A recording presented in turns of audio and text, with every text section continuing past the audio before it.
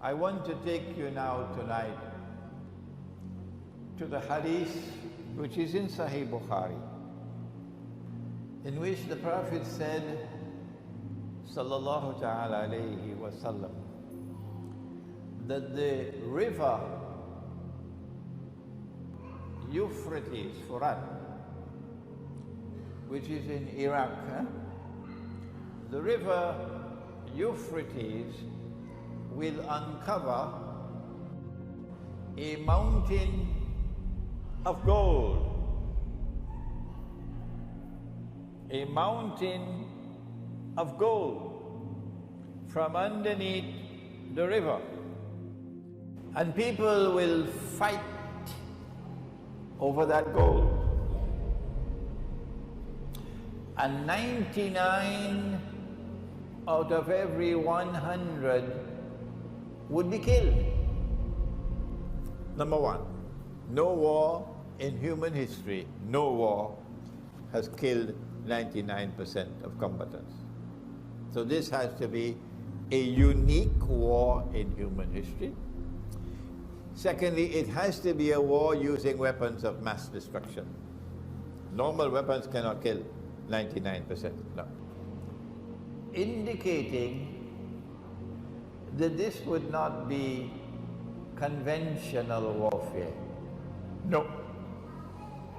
This has to be nuclear warfare.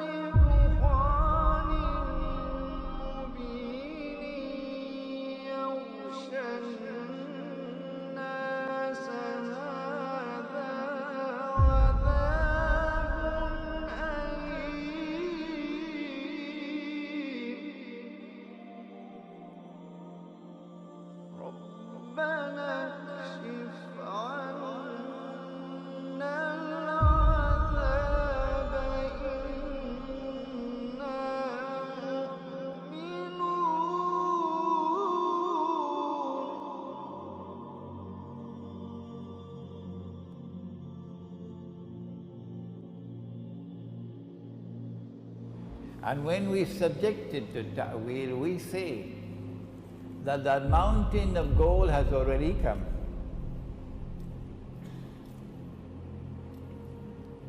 And the fight for that mountain of gold is about to take place. And that's the Malhamah. We say that something underneath the river in a vast quantity, symbolized by a mountain, is one day destined to function as gold, and it's oil. When oil functions as money, the world will witness something called the petrodollar. We say that it is an ocean of oil underneath the river, which one day is destined to function as gold.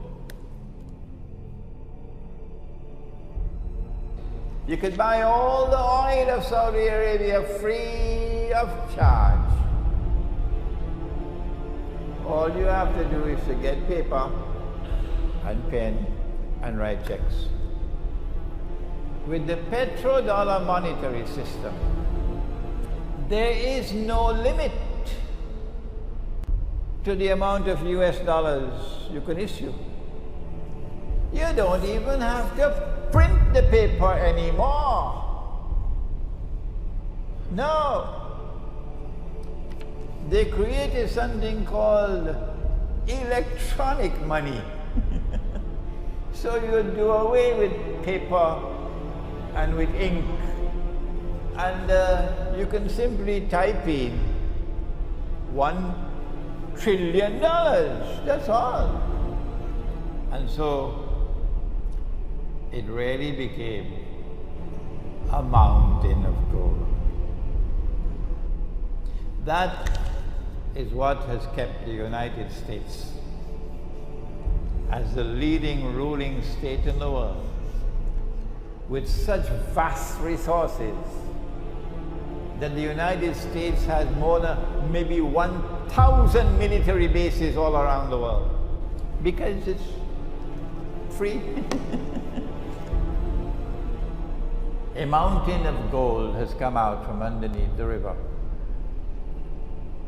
But the Prophet said that there's going to be a fight over it. And we know that that fight will come when the mountain of gold is under threat. Is it under threat now? Yes, it is. Who is threatening it? Russia, China, BRICS.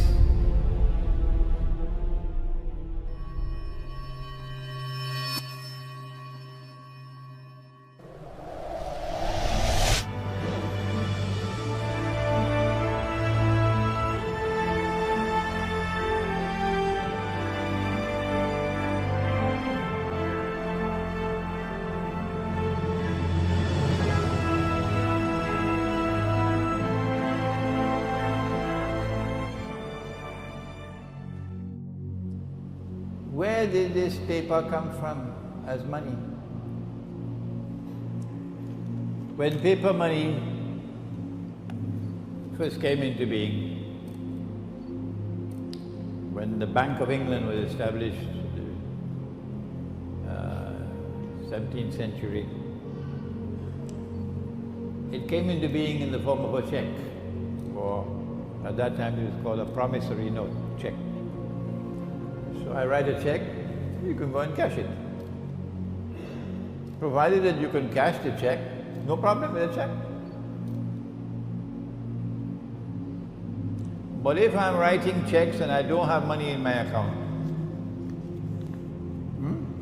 I went to the showroom, saw a BMW, motor car, wrote a check, took the BMW, I drove out. When I went to cash the check, no money in the account. That's called fraud. You go to jail for that. So at the beginning, paper money were like checks. The problem was that the bank that was issuing the paper would sometimes issue more checks than they had cash. Cheating. And hoping and pray that everybody would not come to cash the check at the same time. What Britain did was what the banking system is now doing. The bank has so much money, that's all, but the bank lends 10 times more. It's called fractional reserve banking. It is unjust.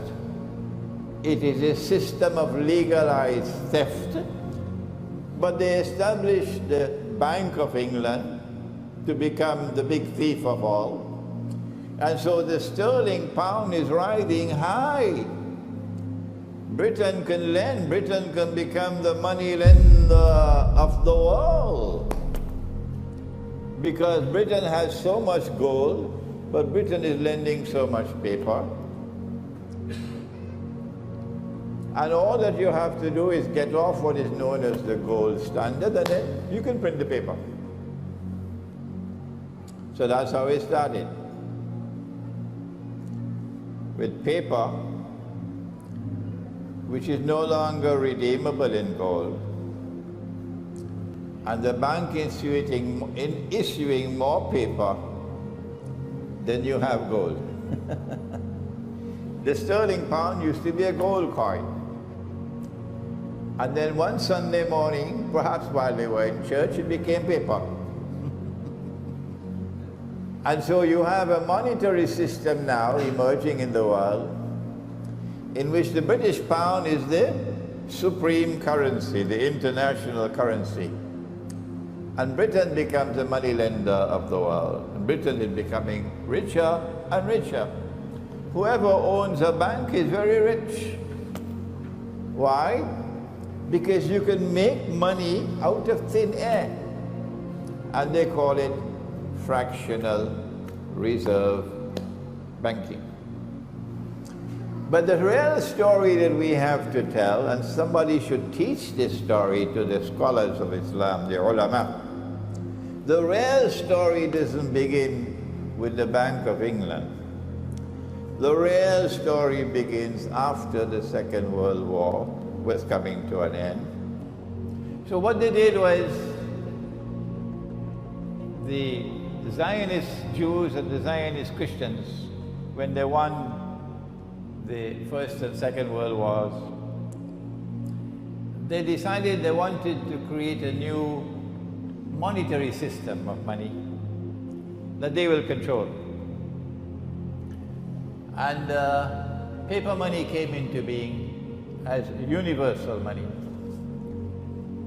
And they made a law that it is illegal to use gold as money. Well, Allah made it halal, but they made it haram, which is shirk. The system was called the Bretton Woods system. When they came together in an international conference in a place called Bretton Woods in upstate New York, and Britain went to the conference as, you know, His Imperial Majesty, hoping that they'll be able to salvage something for the sterling pound. But the time had come for Pax Britannica to go, and the time had come for Pax Americana to replace Pax Britannica. And they agreed that they will take one paper money, only one, and you could cash it for gold. It's called redeeming in gold. And because they wanted the United States to become the new ruling state in the world, replacing Britain, they chose the US dollar. So at Bretton Woods in 1944, the United States formally replaced Britain when the US dollar was chosen, that only this paper could be cashed. And the rate was 35 US dollars. When you cash it, you get 1 ounce of gold. Before this, the US dollar was redeemable at $20 an ounce of gold. $20 an ounce of gold. And then the US government, with the aid of the Federal Reserve Bank, which had just been established, did a rip-off of the American people. I have to tell you the story. They announced that it is now illegal to use gold as money in the United States. It is illegal to keep gold in your home. You can keep jewelry, but not gold as money. The law requires that every American resident must sell your gold to the government at the rate of 20 US dollars for 1 ounce of gold. And you can trust the US dollar because it prints there, "In God we trust." If you are caught with gold coins after a certain date, you will be charged 10,000 US dollars and face 6 months in jail. That's called wickedness. So the American people had to sell all their gold to the government at the rate of $20 an ounce of gold, like a nation of jackasses. Or those who are not jackasses, they put their money in boxes and ship them out of the United States to Switzerland. Yes. Then after the United States had bought all the gold in the United States, the government, they did the unthinkable. They changed the price of gold. They say now the US dollar is no longer $20 to 1 ounce of gold, it is now 35. And you better buy back your gold before we change it again. This is 1933. And the American people had to rush to buy back their gold at $35 an ounce, and in the process, Uncle Sam ended up with 40-something% of all the gold in the United States, free of charge. You know, if you buy a gun, before you actually use the gun in battle, you'll want to test it. To go on a shooting range and you trial run. What happened in 1933 was trial run by the Federal Reserve to see if the system will work. That by changing the value of the paper, bring it down lower from what it was, is sometimes called devaluation. Devaluation. When the value of the paper fell from 20 to 35, there was a massive transfer of wealth from the American people to the government. 40-something% of the gold was transferred. This was done at a national scale to test the system before it starts operating internationally, before it starts operating around the world. It's like a vacuum that you use to clean the carpet, a vacuum, a suction pump. As the value of the paper money falls, like a suction pump, the Algerian dinar is now at about 105 or 106 dinars to 1 US dollar. The Bangladeshi taka is somewhere around the same. The Pakistani rupee is somewhere around the same value. The Indonesian rupiah is about 10,000 to 1 US dollar. And as a consequence, during this period of time, from 1944 until today, the suction pump has been at work, sucking the wealth of our people, making our people poorer and poorer while they become richer and richer. So they started off the monetary system by giving to the United States dollar an unfair advantage. It is the king currency. It is the only money which is redeemable in gold at $35 an ounce of gold. And all the rest of the paper money in the world is linked to the US dollar. You have no legs on which to stand. None. This is what they brought into the world at Bretton Woods in 1944. A monetary system through which they effected the passage from the sterling pound as the international currency to the US dollar to replace it. That is Bretton Woods. But that was only a fig leaf. The rest of the world of paper money was only paper. You could convert it to US dollars. So when you ask, what is the value of the Malaysian ringgit? No one will say, well, the Malaysian ringgit is worth so many Pakistani rupees. Huh? Or the Malaysian ringgit is worth so many Bangladeshi taka. No! Malaysian ringgit is worth so many US dollars. Huh? Because all the rest of the paper money in the world must now make sajda before the US dollar. Good.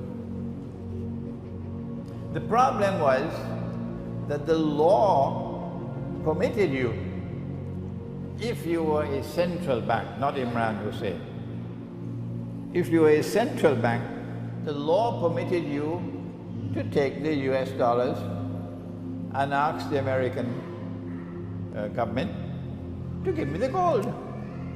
The law permitted it. No central bank will be so stupid. No central bank will be so stupid to ever come with US dollars to ask for gold. They're all scared. So the system is designed to allow the United States dominance in the world of money.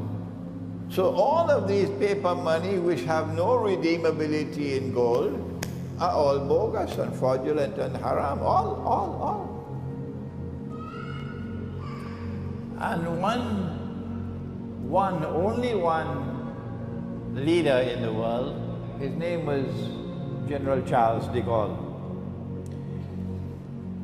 He was not at all happy with an unjust monetary system which gave an unfair advantage to the United States over France. Charles de Gaulle was not so much concerned about the fact that you could take paper and make money. What he was concerned about was this was advantageous to the United States and disadvantageous to France. So he decided to sabotage the system. So he kept on giving the United States dollars and demanding the gold. Nobody else dared to do that. Nobody else dared to do that. Because you know, the United States has a big stick. But Charles de Gaulle kept on doing it until they removed him from power, the Zionists. He stood up in the French National Assembly and gave a powerful address condemning this monetary system. No Muslim leader ever did that. But we have to pause to give tribute to one man. The world has forgotten him, but Imran Hosein has not forgotten him. Finally, in September 1971, after Charles de Gaulle had been removed, the French government again went to the United States with US dollars and demanded the gold. But now the United States realized that the game was up. They had printed too much paper and they didn't have the gold. Normally you should send the United States to jail. But who can do that? Huh? So what Richard Nixon did was to, Sunday morning, announce to the world, we gave our word, but we don't have to keep our word. That's America. We gave our word that we would redeem US dollars for gold. But we don't have to keep our word. We're not going to do it anymore. So now, no currency, no paper in the world, none, can be cashed. You just write checks and that will be your money. Who could write the most checks will have the most money? Huh? So get a checkbook and start writing checks. The problem is, if you have an American checkbook or a French checkbook or a German checkbook or an Australian checkbook or a Singaporean checkbook, you could write checks. They call it hard currency. But if you have a Bangladeshi checkbook or a Pakistani checkbook, you can write as many checks as you want. You cannot even buy a cup of coffee in Manhattan. See? So now you have a bogus monetary system which gives to the enemies of Islam the capacity to make as much money as they want by simply writing checks and let the donkeys in the world accept the checks. You don't have to work anymore to get money. No. In a world filled with donkeys, all you have to do is write checks. You could buy all the oil of Saudi Arabia free of charge. All you have to do is to get paper and pen and write checks.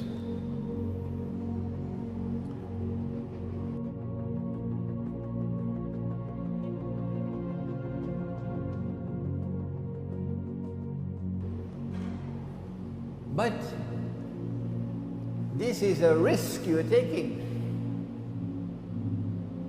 because it's a house of cards, it could collapse. Once you had the gold, you had some security.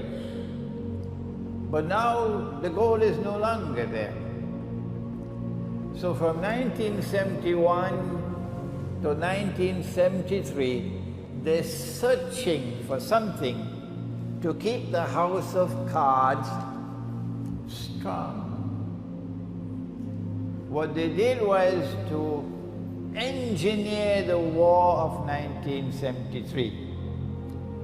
And they were on both sides of the war. They were on the Israeli side and they were on the side with Anwar Sadat. And the Soviet Union was a Zionist client state. But the Arabs didn't know that. So they caused this war to go to a draw. And then Kissinger, they knew that if the war took place, they knew that King Faisal, rahimahullah, was going to impose an oil boycott on the United States. They knew it, because Faisal had said, I will do it. And they knew that if an oil boycott of the United States were to take place, the price of oil would rise. In fact, it rose by 400%, from $3 a barrel to 12. And suddenly the Arab oil producing countries were getting money flowing in. And they were happy with that, from $3 to 12. Kissinger waited until it reached 12. And then Kissinger flew to Saudi Arabia and succeeded in making the greatest deal that has ever been made in history. And because of that deal, an ocean of oil began to function as a mountain of gold. What did he do? He got Faisal to agree that Saudi Arabia would sell its oil for only US dollars. I hope and pray that I'm not speaking unjustly of King Faisal rahimahullah. If I am, may Allah forgive me. But this is secret negotiations, and I don't have the records. So I'm reading between the lines that Kissinger was successful in convincing Faisal rahimahullah. And when he convinced Faisal, Faisal realized that there's a lot of money to be made now. This is the deal. We want you to make a law that you will sell your oil for only US dollars. And Faisal fell for it. May Allah forgive him. You cannot buy oil from Saudi Arabia with any money, even with gold dinars, you cannot. Saudi Arabia will not sell, except for US dollars. And then Saudi Arabia got the other Arab oil producing countries to fall in line. And then came OPEC. And OPEC was the organization which kept the ocean of oil functioning as a mountain of gold, OPEC. The Organization of Petroleum Exporting Countries was then successful in establishing a rule for all member states of OPEC that we all agree that we will sell oil for only US dollars, and that was the birth of something called the petrodollar, and that is what they wanted at Bretton Woods, but Imran didn't understand it. No. That was the ultimate prize that they wanted. When they started in 1944 in Bretton Woods, but I did not understand it. I want to take you now tonight to the hadith which is in Sahih Bukhari. One hadith in Sahih Bukhari I have found. The hadith is in Sahih Muslim. I have found four. All from Abu Hurairah. So it is mutawatir, it is also muttafaqun alayh. So you can't come and tell me this is da'if. No. In which the Prophet said, sallallahu ta'ala alayhi wa sallam, that the river Euphrates, Furat, which is in Iraq, the river Euphrates will uncover or disclose or reveal a mountain of gold. A mountain of gold. A mountain of gold from underneath the river.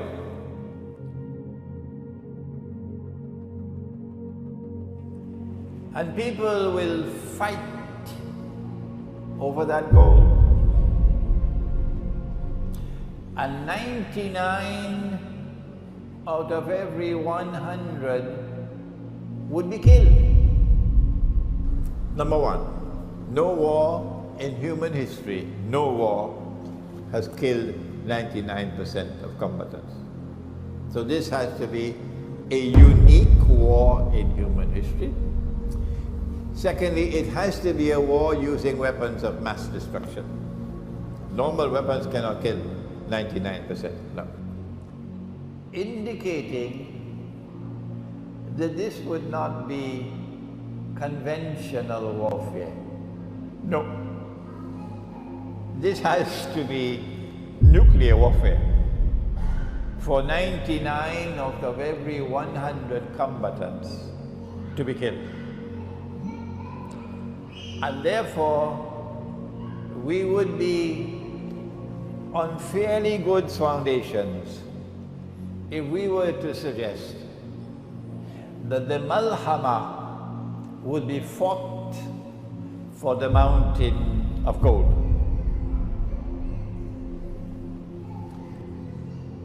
Those who will fight for the mountain of gold will all be saying, I will be the one who will survive. So of all the actors fighting over that gold, none of them knows who is going to survive. It's a guessing game. Can a mountain of the metal come out from underneath a river? So that a mountain of gold will come out from underneath the river, Those of you who want to have tafsir, you can wait for a long time. That one day somebody will be there with a pan and they will find a nugget of gold, and that will be the sign that the mountain of gold is going to come out now from underneath the river. If they want to wait, I'm going to call them for the first time my Salafi critics. The Salafi methodology is that only Allah and His Messenger and the early Muslims are authorized to offer an interpretation. So the Salafi, and I'm not being disrespectful to them, so they should not be annoyed with me. I don't have any boxing gloves on. The Salafi methodology will be, you've got to sit down and wait for the mountain of the metal to come out from underneath the river, because there is no interpretation given. But we say no. If you want to sit down and wait, you can wait. We have understood this to be mutashabihah, and we say we have the right to interpret. When we interpret, however, we must always say Allah knows best, because we can be right, we can be wrong. This is our opinion. You should not accept our opinion unless you are convinced that it is correct. What more can I do? But do I have the right to offer this interpretation? Try stopping me. You won't succeed. Because the evidence is already here around the world. Around the world, those who've been listening are accepting this opinion and not yours. If they want to wait for a mountain of gold to come out of the river, we say let them wait, we're moving on. This is mutashabihat. We're dealing here with religious symbolism. And so we want to say tonight that we are not waiting for a mountain of the metal to come out from underneath the river and go up high into the sky. No. We recognize this to be religious symbolism. But not everything is religious symbolism, no. When the Prophet said, alayhi salatu wasalam, that Nabi Isa is coming back, is that symbolic? What nonsense. No. That's actual, that's real. When he said he's going to get married, of course I hope he'd marry a Palestinian girl, inshallah. When he said he's going to get married, he's going to have children. Is this symbolic? No. He said he's going to die. He said you are going to pray over his body. He said he's going to be buried next to me. Vatican could say what they want. The Pope could say what he wants. So not all is symbolic. No. Some is symbolic. Some are symbolic, some are not. And you need spiritual insight to distinguish between the two. It has to be subjected to ta'wil. And when we subject it to ta'wil, we say that that mountain of gold has already come.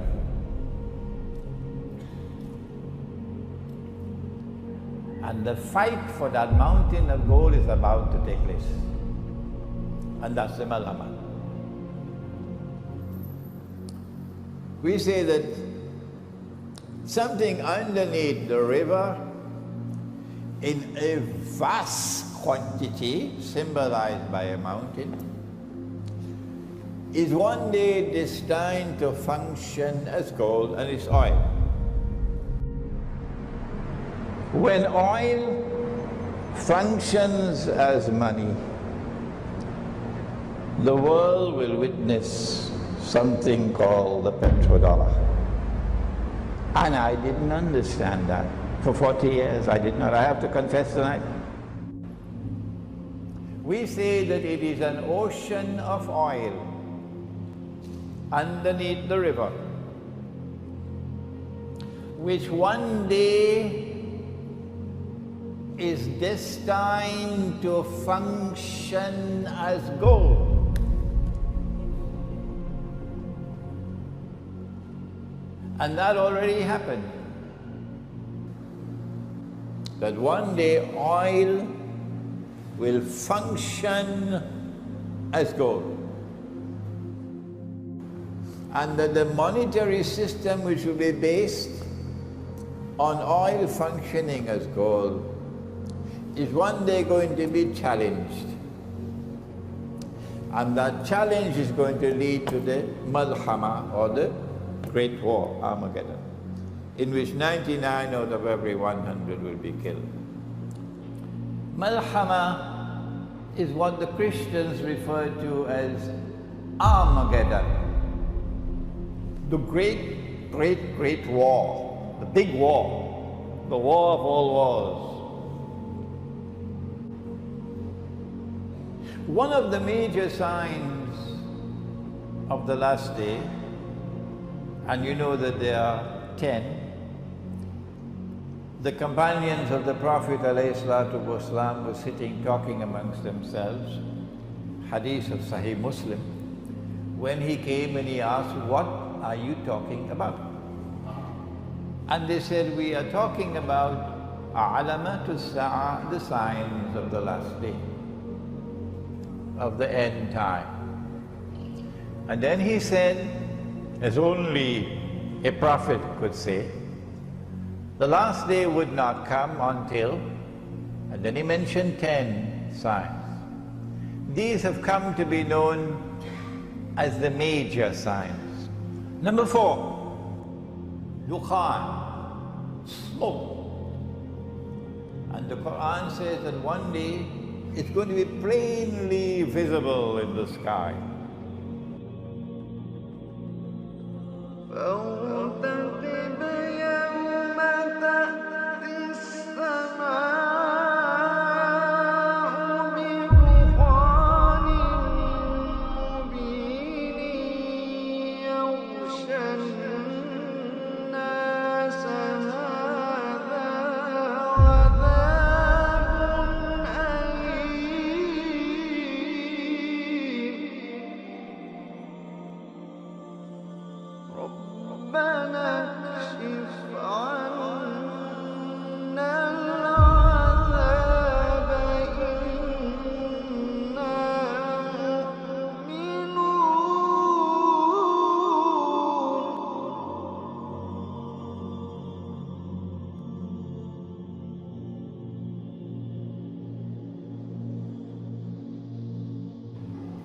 So of these 10, I want to turn to the smoke.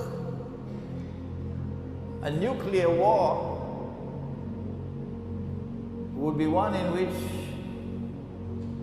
nuclear powers will use every single nuclear weapon that they possibly can use, because it's going to be a fight to the finish. And so the world can now expect that if a nuclear war were to take place, excuse me, too late now to say if, rather it should be when the nuclear war takes place, when the nuclear war takes place, because they've already declared war on Russia. If you're living in France and Britain and in Western Europe, and if you don't know that your leaders have declared war on Russia, and the nuclear war is now inevitable, and when that nuclear war takes place, that thousands of nuclear weapons will explode. If you don't know that, then you are living in dreamland. And if you hope to survive in Western Europe, you're also living in dreamland. That's the price you pay for having Zionist rulers ruling over you. That's the price I hope you're listening to me, Europe. I hope you're listening to me in Europe. And I hope you're listening to me in the United States and Canada. That is the price that you will pay for having those ruling over you, who are ruling on behalf of the Zionists. Who are Zionists? Because they have declared war on Russia. And the nuclear war is now inevitable. When it does take place, then I want to suggest to you tonight that the mushroom clouds which come from nuclear explosions, which will probably blot out sunlight, so that there will be no sunlight in the world. For how long, I don't know. The Christians speak of 3 days and 3 nights of no sunlight, but there's a hadith which speaks of 40. This is not my field. I want to suggest to you tonight, for you to think about it, that when the Prophet ﷺ spoke about smoke, dukhan, is one of the signs of the last day, that he was referring to the mushroom clouds which will come from nuclear war, the Malhamah. But the Prophet said that the Muslims who are present at that time should not touch the gold. Should not touch the gold. So if we obey the Prophet ﷺ, the implication would be Muslims would not be involved in fighting in the Malhamah. The Malhamah will involve others who are not Muslims, or those Muslims who disobey the Prophet ﷺ. They will be part of the Malhamah. So maybe that's good news for Malaysia and Indonesia. You would not be a part of the Malhamah.